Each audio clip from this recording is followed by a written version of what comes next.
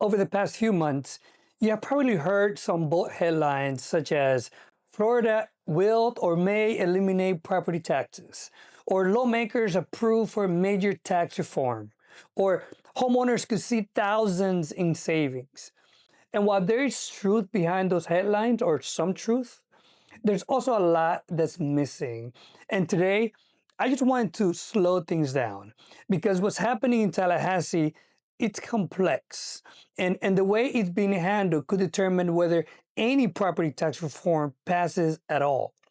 And if you own a home, if you plan to buy a home, or if you're building wealth through real estate here in Florida, this is going to affect you one way or another. And I hear you. I see the comments, I read the comments, and some of them are sad and unfortunate. For example, I hear Palinguera that said, I believe it when I see it, and there's merit to that statement.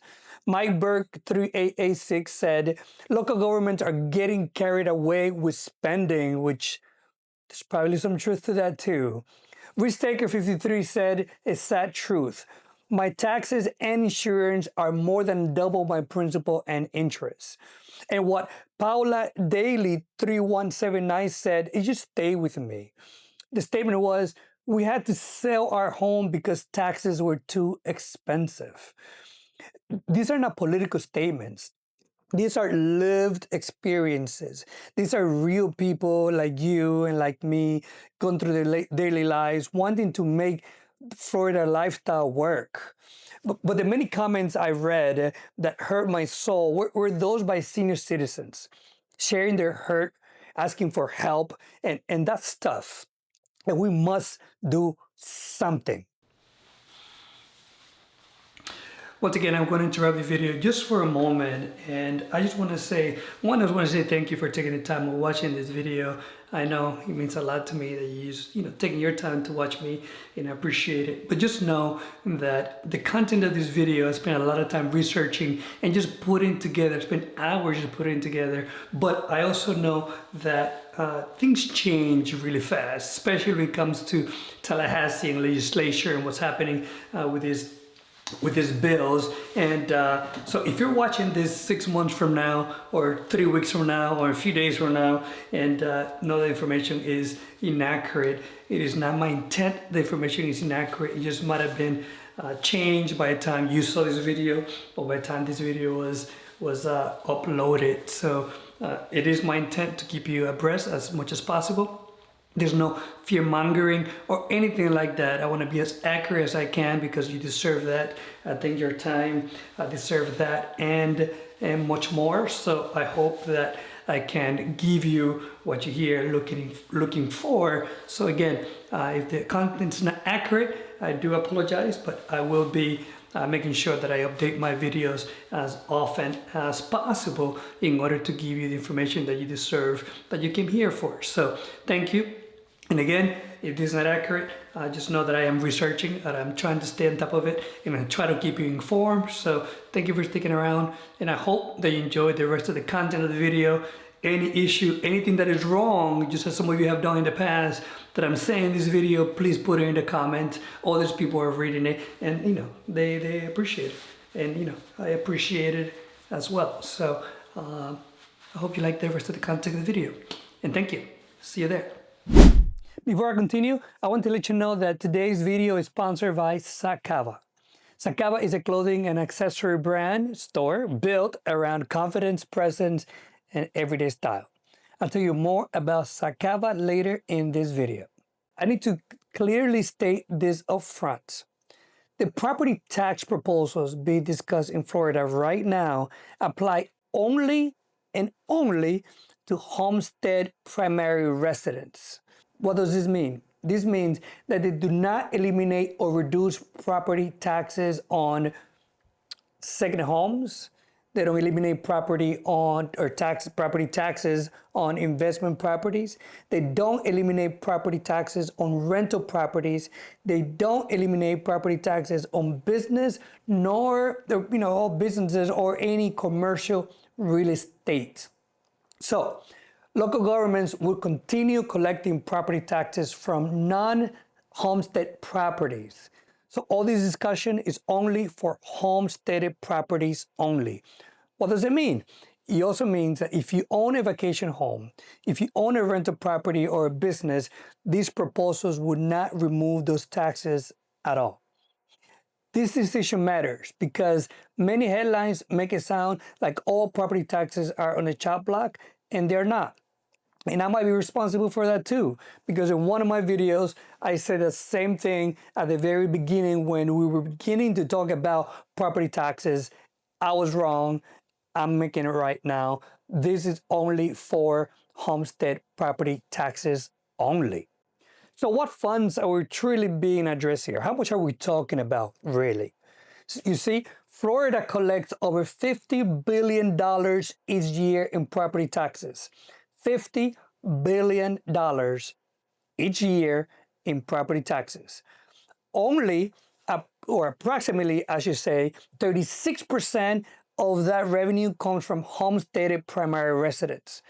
That means that the remainder 64% comes from second homes, rental properties, commercial buildings, and business properties. This means that lawmakers are not talking about eliminating all property revenue, as I said before. They are discussing relief for a specific portion of the tax base. Why is property tax reform is even being discussed? So let's start with the why. The why is important. Property taxes in Florida have risen significantly over the past few years. Not because rates exploded, but because home values did. That created three major pressures. The first one is affordability. Homeowners with fixed incomes, especially senior citizens, are just feeling the squeeze. Insurance costs rose, taxes rose. That means that escrow payments also jump through the roof. The second one is migration. Florida continues to grow. New residents pay higher assessed value every single year. Long-term residents, they're obviously worried that they're going to be priced out. And the third one, of course, is political pressure. Voters are demanding relief. Lawmakers feel the urgency to act. So yes, property tax reform is real. It is not made up. It is not fringe. But how you fix property taxes matter just as much as whether you want to. So what has the House done so far? The Florida House advanced multiple constitutional proposals instead of one united plan. These proposals, as you can see here on the screen, includes eliminating non-school property taxes for homestead, that's House Resolution 201. Also includes expanded homestead exemptions. Also includes senior tax relief. Also, there's a resolution HJR, that talks about providing insurance-based exemptions. Also is HJR 211, that is Save Our Home Portability Expansion, and HJR 213, which is the assessment timing changes. Each proposal sounds reasonable individually, but together they create risk. So before I explain that problem, understand that solutions are being provided, but it could be tricky. See, multiple proposals are moving forward, it seems, but not one unified plan. All would require voter approvals, and that leads to the biggest issue. All these proposals require all voter approvals. So let's get into that. Let's talk about how Florida ballot amendments actually work. And this is the part that most people don't understand, and that's where most of the confusion could come in. See, under the Florida Constitution, any constitutional amendment must receive 60% approval. Each amendment is voted on separately, not together. They're all separate amendments. So voters can say yes to more than one, but because there are more than one, this can create confusion. And this is a confusion behavior that we have seen before. And that's where the risk is. If voters see 5 or 6 property tax related questions, all worded differently, all affecting budgets differently, what naturally happens is this: there's no enthusiasm, there's no clarity, there's confusion. So some voters can say yes, or we will yes to one and no to the other, or they might just skip the question entirely because of the confusion that it creates. So a lot of voters often default to no when they're unsure of what they're looking at. This is known as vote splitting or vote dilution, and it's real. It is a documented issue in Florida ballot history. A little upgrade can change how you walk into every room, and today's sponsor makes that easier than ever. Friends, before we jump back into the video, I want to say thank you to today's sponsor, Zachava. If you love high quality style, and believe me, I do, if you like clean designs, and if you like luxury pieces without luxury prices, this is going to be your new favorite store. As a professional realtor, presentation matters to me. The way you show up just sets the tone. And Zachava offers that perfect blend of class and affordability. From designer jackets and sunglasses to premium handbags, fragrances, dress shoes, watches, and accessories, it's all there. It's the kind of style that makes you feel ready for the interview.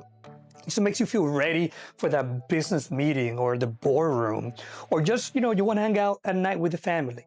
And here's the good part. They gave my viewers a special discount. Take an additional 10% off when you check out using my code, because people matter.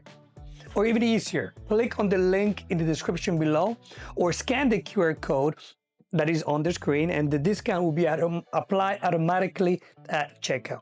So if you have been wanting to elevate your wardrobe, maybe 2026 is the year for you, and you want to have something meaningful, you want to feel good and look good, check out Zachava. You won't regret it. Upgrade your look without breaking the bank. Now, let's get back to the video. Why vote splitting could kill reform? The irony is this: a majority of Floridians may want some form of tax relief. We all want it. I'm a Floridian. I want it too. I want it for so many people that I know as well. But if support is split across multiple amendments, none may reach 60%. That's a concern being raised by budget analysis, city and county government, Senate leadership, and editorial boards. The warning is consistent. Too many options could mean no options passes at all.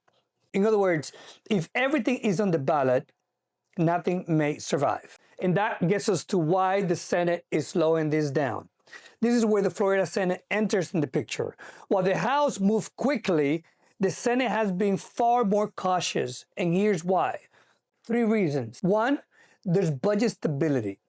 Cities and counties rely heavily on property taxes to fund police, fire, infrastructure, schools. Non-school taxes still fund services, around the schools. So eliminating revenue without replacing it can create real risk. 2, ballot clarity. The Senate had repeatedly signaled concerns that multiple amendments can confuse voters. Confusion lowers approval, and lower approval means failure. 3, political reality. Senators understand that 60% is a high bar. A single clean amendment has a better chance at passing. Fragmentation weakens the outcome. So this isn't opposition necessarily, it's restraint. So ultimately, everybody's asking, will voters see multiple options? As of January 2026, here's the honest answer. Yes, it is possible. Lawmakers have not finalized this. How many amendments will make it to the ballot? How many proposals would there be consolidated? What final language would look like? And yes, there's growing concerns that too many options could doom reform. So some lawmakers are now openly discussing merging proposals, just narrowing the scope, prioritizing one primary amendment, but nothing is guaranteed yet. Let's talk about what homeowners should do and what you shouldn't do. And I want to be very practical here. So I'm going to start what you shouldn't do. Please don't do this. Don't assume that property taxes are going away. It's too soon, too many variables. Don't do that. And if you're not a homeowner yet, don't buy a home based on future tax elimination. Buy a home based on what you're able to afford today. Another thing that you shouldn't do, just don't ignore your current tax obligations because things are going to change in the future. You don't know that, so don't assume it. So what should you do? Be smart and be wise. You should plan based on today's tax structure. One thing you could do, you could watch for news cycles. You could watch what actually happens on November 2026. Then you can make decisions. You can understand what your home status is now. And if you need to change it, change that. You can work with professionals who track this. The scripture says in Proverbs 18:15, the heart of the discerning acquires knowledge, for the ears of the wise seek it out. I love that verse because there's so much truth in it. So how do I feel about all of this? I want to just share that with you as we end here. I understand the frustration from homeowners. I understand the desire for relief. I understand why people want property taxes gone. I believe that we must find a way, however, to help homeowners, especially senior citizens and veterans and people that work really hard to pay off their home. And yes, I do believe that we can do this. We can work together and help the homeowners and help our society needs and take care of our schools and take care of our firefighters and our police officers and our social services that we have in our community. We're talking about $50 billion, and that's just on what I researched. It's probably a lot more, I have no idea. But yes, we can't make this happen. Let's offer relief to those that need it. Let's find a way to make it work. Another thing that you could do is you can call your officials and talk to them. Let them know how you feel. Let them know your struggles. Let them know, how tough it is and how much this relief can do for you. Are there other fears out there, such as will companies benefit? Will businesses be hurt more? Will we actually get more money from tourism? A lot of questions. I don't have the answer to them, but just know that I am watching the news. I am looking at what's happening, and I want to inform you. I want to keep you informed as to what's happening, so you're just that. Informed. At the end of the day, I'm a homeowner here in Florida. I have to wait just as much as you, and I want to make sure that I'm going to vote towards those areas that do take care of everybody in our society, because I believe that we can do it. We can make it happen, and we deserve to make it happen for all of us.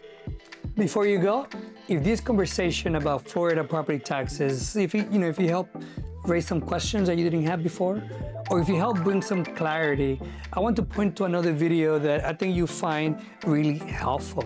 In that video, I talk about the pros and the cons of being a landlord here in Florida, and it ties directly into this because obviously, if you're thinking about being a business owner, buying real estate, that could help you a lot in just knowing whether these property taxes would affect you or not. So watch that video. I'll link the video in the description. I'll also attach it up here and check it out.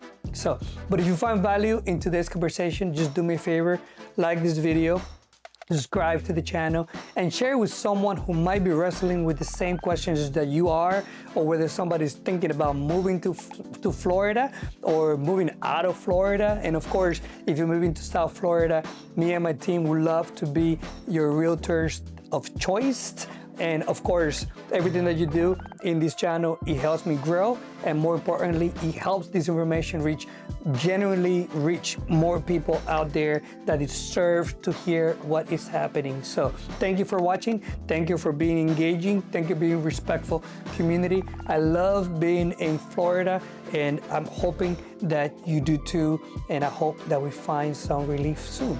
So as always, thank you for watching. Please subscribe. Take care. God loves you. So do I. See you in that video. Bye-bye.